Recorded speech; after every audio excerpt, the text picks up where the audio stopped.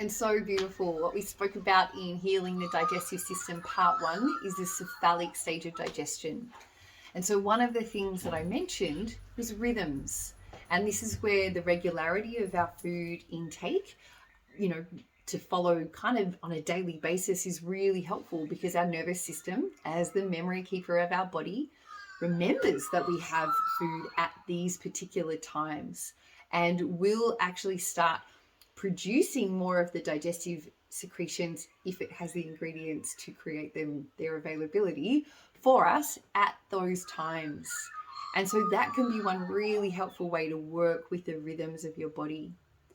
If you also think about the rhythms of your body from when you swallow and as your food bolus moves through your esophagus, down in through your lower esophagus into your stomach, as I mentioned in part 1, this is where your autonomic or automatic nervous system function takes over. And so this is driven by your sympathetic and parasympathetic nervous system. So your stress hormone response, fight, flight, fawn, freeze systems, or your parasympathetic, your rest, your receptivity, your digest, your reproducing phase. And so these systems are consistently working in a dynamic balance all the time, because we constantly have threats, both known and unknown, real or perceived, happening in our life, 24/7, in dreamland and in wakeland, that our body is responding to. And so it is a vital thing to understand that we can consciously choose to engage with our parasympathetic nervous system. And that's what I was speaking about with the cephalic stage of digestion.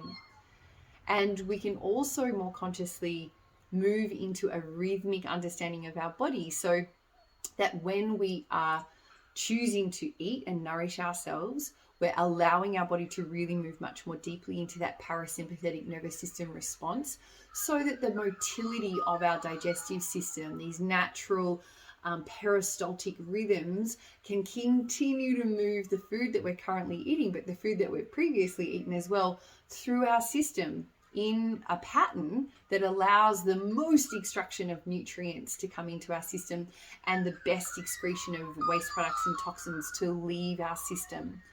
When things aren't working correctly in our motility, in our peristaltic rhythms, things aren't working correctly in our system for the uptake of nutrients or for the removal of toxins and waste products. So it means that we're more toxic. There's a lot more inflammation in our system. There can be hormonal imbalances. A whole lot of things can be occurring.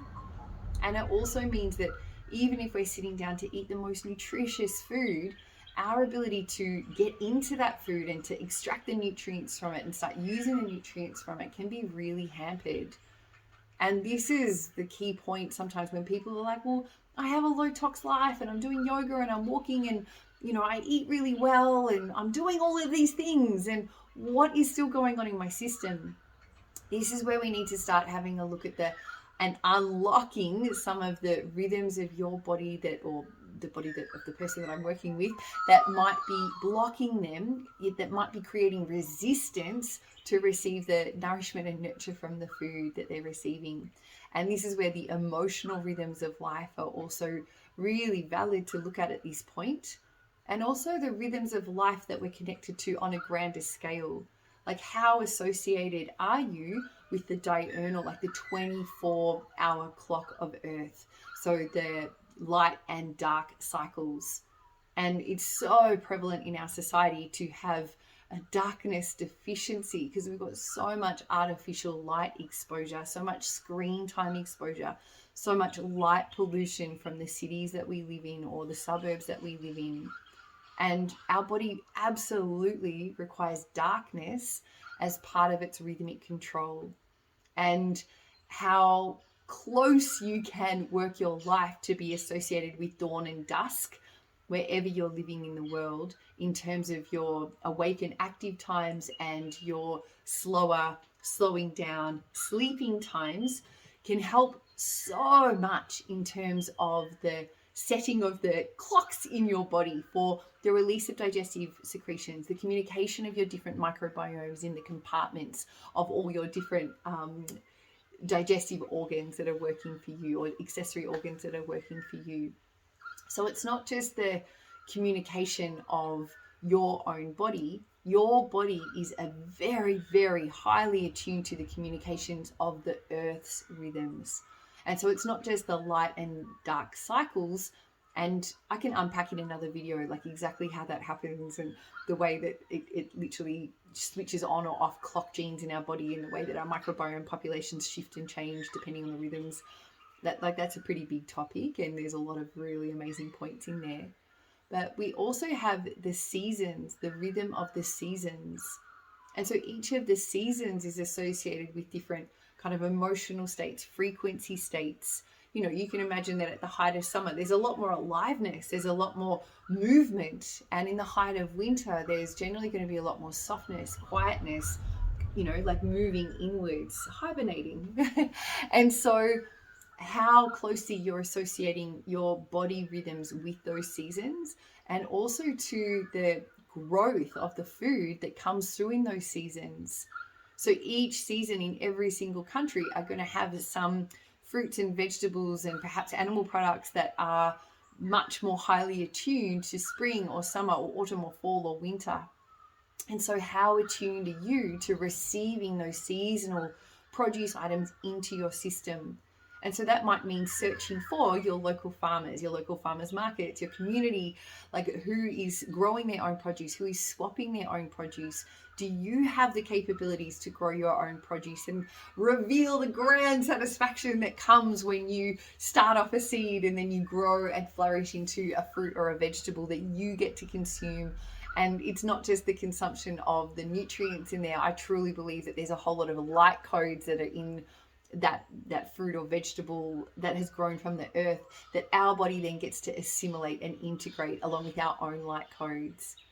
And when we're really attuned to the surface of the earth, when we're touching it with bare feet, bare hands, when we're listening to the rhythms of the earth in a much deeper way, again, there's a flow of information that happens from the surface of the earth through our body. And particularly if we don't have rubber soles on our feet blocking that, you know, like if you really are contacting the earth with bare skin, there's a flow of electron information that's moving into your body that absolutely does decrease inflammation, that absolutely does make you more receptive to healing and thriving.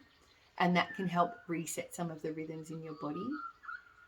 And then you also have rhythms in your body that are actually related to sound. So every movement that we make, every breath that we take does create a sound, and it may be imperceptible to your conscious awareness, and yet it's happening all the time.